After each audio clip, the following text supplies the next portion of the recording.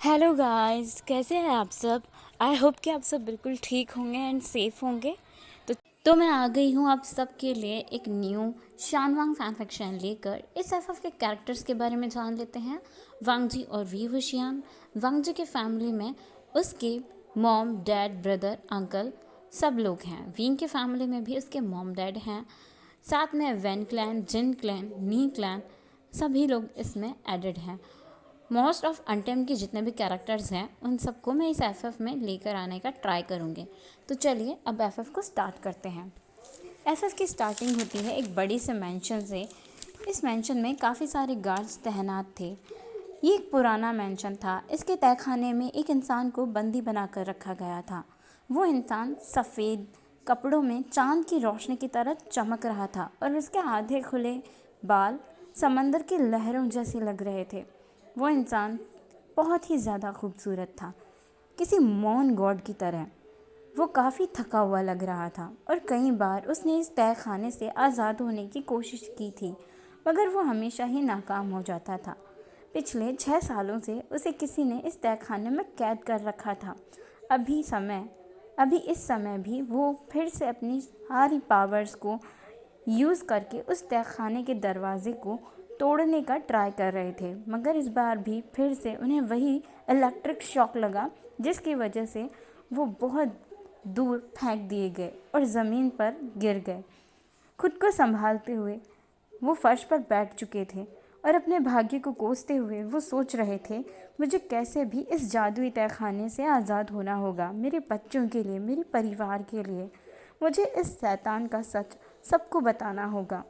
धीरे धीरे अब उस इंसान की शरीर की सारी एनर्जी ख़त्म हो चुकी थी और उनकी आंखें बंद हो रही थी और अंत में वो बेहोश हो गया था। अब सीन बदलता है। सुबह हो चुकी थी एक बहुत ही खूबसूरत जगह में, जो पहाड़ों के बीचों बीच थी। पंछी गा रहे थे, नदियों के बहने की आवाज़ें आ रही थी। सुबह का मौसम बहुत खूबसूरत था। इस समय गुसुलैंड सेक्टर में यहाँ के छोटे राजकुमार अपने रूम में सो रहे थे। उनकी मदर लैन ई अपने कुछ मेड्स के साथ उनके रूम की तरफ जा रही थी। उनके हाथ में बनाया हुआ लजीज ब्रेकफास्ट था जो उन्होंने खुद तैयार किया था। वो अपनी मेड से कह रही थी, आज वांग जी यहाँ से चला जाएगा और मैं चाहती हूँ कि वो यहाँ से जाने से पहले मेरे हाथों का बना लंच करके जाए। मेड्स उन्हें हाँ में सर हिलाते हुए जवाब देती हैं। लैन ई जब अपने बेटे की रूम में आती हैं तो वो देखती हैं उनका बेटा अभी भी सो रहा था। उन्होंने अपनी मेड्स को इशारा किया ताकि वो रूम के सभी कर्टन्स को हटा दे, जिससे रूम के अंदर सनलाइट आ सके। जैसे ही उन्होंने कर्टन्स हटाए, रूम में सनलाइट आती है, जिससे गोसू के सेकंड प्रिंस लैन वांगजी उठ गए थे। अपनी माँ का दीदार करते ही वांगजी ने अपनी माँ को बो किया। लैन ई वांगजी से कहती है, वांग जी चलो आओ, तैयार होकर नाश्ता करो बेटा, आज तुम्हें अपने अंकल और गर्ल से मिलने भी तो जाना है ना। वांग जी मुंह बनाते हुए, मॉम मुझे नहीं जाना उस स्कूल में। मैं गर्ल और आपके साथ रहकर भी तो सब कुछ सीख सकता हूँ ना।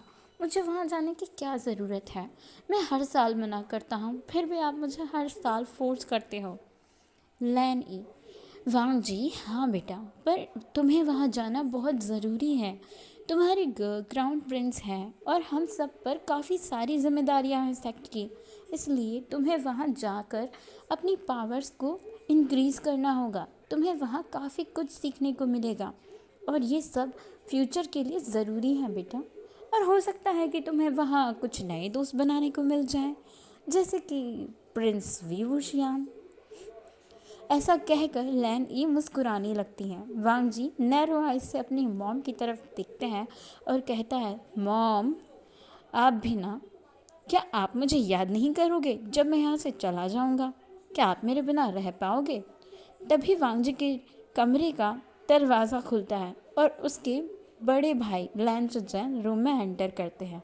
सभी मेड्स उन्हें बो करती हैं और वहाँ से चली जाती हैं। वांग जी अपनी गर्ल को देखकर खुश हो जाता है और बिस्तर से जंप करके सीधे अपने गर्ल के गोद में लैंड करता है। हैबिट के अकॉर्डिंग सुजैन भी वांग जी को उसके पीठ से कसकर पकड़ लेते हैं ताकि वांगजी नीचे ना गिरे। फिर उसके फर्श पर उतार कर खड़ा करने के बाद उसके फॉरहेड रिबन को ठीक करते हुए उसे कहते हैं, चलो वांगजी तैयार होकर आओ, साथ में नाश्ता करते हैं। वांगजी जो इतनी देर से अपनी मोम को नखरे दिखा रहा था, शिचैन के आते ही चुपचाप रेडी होने के लिए चला जाता है। लैन शिचैन 20 साल के थे और उनका छोटा लाडला भाई वांगजी 15 साल का था। आज वांगजी को 20 सेक्ट के मैजिक स्कूल जाना था, जहां उसे मैजिक, हीलिंग पावर और म्यूज़िकल इंस्ट्रूमेंट्स को कंट्रोल करना सिखाया जाएगा। सभी राजकुमार और राजकुमारियां जो कल्टीवेशन करते थे, उन्हें मैजिक स्कूल जाकर अपने कल्टीवेशन को हाई लेवल का बनाने के लिए और पावर्स को इंक्रीज़ करने के लिए वहाँ जाना पड़ता था। यहाँ आकर उन्हें एजुकेशन लेनी होती थी। वी सेक्ट और लैंड सेक्ट पूरे कल्टीवेशन वर्ल्ड में सबसे ज़्यादा पावरफुल सेक्ट्स थे, जो काफ़ी अच्छे कल्टीवेटर्स भी माने जाते थे।